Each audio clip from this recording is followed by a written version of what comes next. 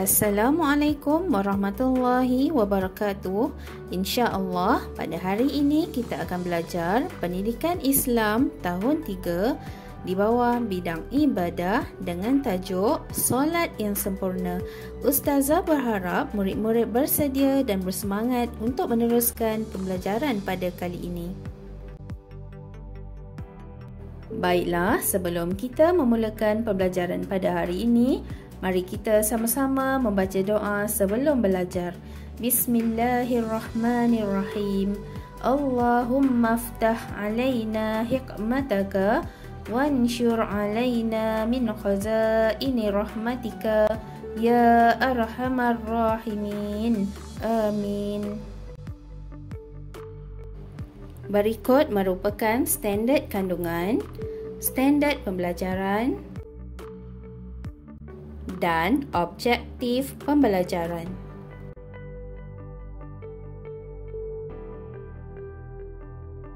Baiklah, murid-murid boleh merujuk buku teks pada halaman 88 hingga 90 dan buku aktiviti pada halaman 85 hingga 89. Cuba murid-murid perhatikan gambar tersebut.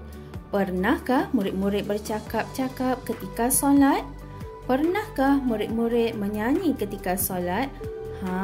Adakah sah solat murid-murid? Baiklah, mari Ustazah jelaskan tentang perkara-perkara yang membatalkan solat. Solat akan terbatal apabila seseorang yang sedang solat itu melakukan salah satu daripada perkara-perkara berikut.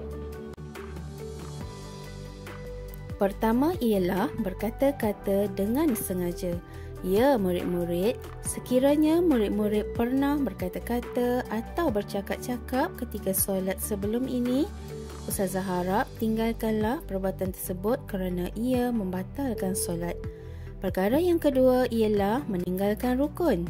Contohnya, apabila kita selesai membaca Al-Fatihah, kita tidak rukuk dan kita terus sahaja sujud, bermakna kita telah meninggalkan rukun-rukun itu.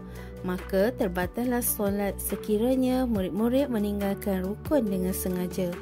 Perkara yang ketiga ialah terkena najis pada badan atau pakaian atau tempat solat.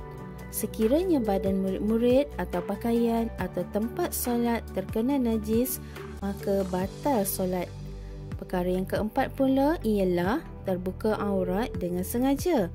Contohnya, terbuka aurat kaki seorang perempuan dengan sengaja, maka terbatal solatnya.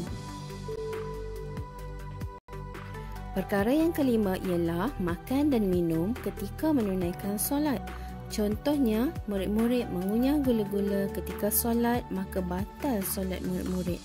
Begitu juga jika terdapat sisa makanan dan murid-murid menelannya dengan sengaja, maka batal solat. Perkara yang keenam ialah ketawa sehingga terkeluar suara. Jika murid-murid ketawa sehingga terkeluar suara dengan kuat dan jelas ketika menunaikan solat, maka solat murid-murid akan terbatal. Perkara yang ketujuh pula ialah hilang ingatan kerana gila atau pitam.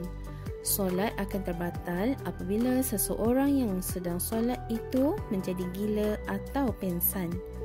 Dan perkara yang ke-8 ialah berpaling dada dari arah kiblat. Sekiranya dada terpesong dari arah kiblat dalam keadaan sedar, maka solat akan terbatal. Perkara yang ke-9 ialah berubah niat. Contohnya, murid-murid mengubah niat daripada solat zuhur kepada solat asar atau solat fardu kepada solat sunat, maka solat murid-murid akan terbatal. Manakala perkara yang ke-10 ialah berhadas ketika solat, sama ada hadas kecil atau besar. Contohnya, keluar sesuatu dari kubul atau dubur ketika sedang menunaikan solat, seperti terkentut, membuang air kecil, membuang air besar dan sebagainya, maka solat murid-murid akan terbatal. Jadi, Ustazah ingatkan supaya murid-murid bersuci sebelum menunaikan solat. Perkara yang ke-11 ialah murtad. Apakah yang dimaksudkan dengan murtad, Ustazah? Murtad ialah orang yang keluar dari Islam, maka akan terbatal solatnya.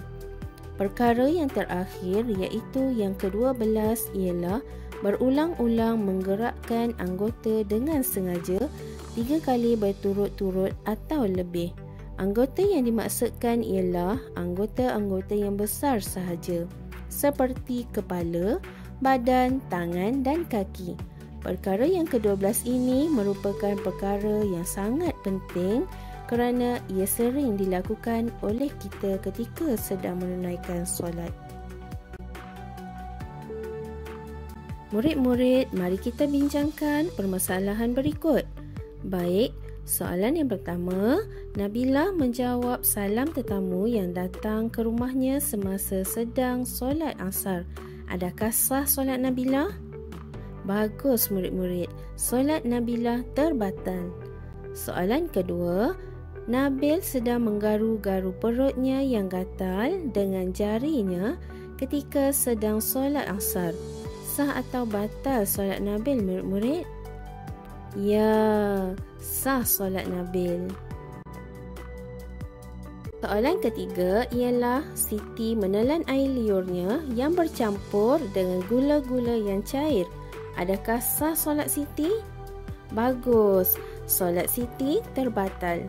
Soalan terakhir ialah Nora bergurau dengan kawan-kawan semasa sedang solat berjemaah di surau. Adakah sah solat Nora? Solat Nora terbatal. Alhamdulillah, semoga murid-murid lebih memahami perkara-perkara yang membatalkan solat dan mengelakkan diri daripada melakukan perkara-perkara tersebut.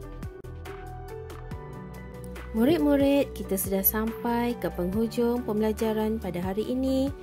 Ustazah berharap agar murid-murid dapat mengaplikasikan apa yang telah dipelajari pada hari ini dalam kehidupan seharian. Kedua, Ustazah berharap agar murid-murid dapat menunaikan solat pada awal waktu dan mengelakkan diri daripada melakukan perkara-perkara yang membatalkan solat supaya solat kita menjadi lebih sempurna. Ingat ya semua, solat merupakan tiang agama dan solat merupakan perkara pertama yang akan dihisap oleh Allah di akhirat nanti. Sebelum berakhir pembelajaran hari ini, Ustazah minta murid-murid untuk menyiapkan latihan dalam buku aktiviti pada halaman 85 hingga 89. Baik, halaman 85, murid-murid perlu menanda salah pada perkara yang membatalkan solat dan menanda betul pada perkara yang tidak membatalkan solat. Halaman 86 pula, pilih dan tulis perkara yang membatalkan solat dalam ruangan yang disediakan. Seterusnya, halaman 87, kenal pasti kemudian tulis pada ruangan yang disediakan di bawah dan murid-murid perlu padankan sama ada batal atau tidak batal pada halaman 88. Bagi halaman 89, murid-murid perlu menulis batal atau tidak batal pada pernyataan yang diberikan. Selamat maju jaya! Sekian saja untuk kali ini. Terima kasih.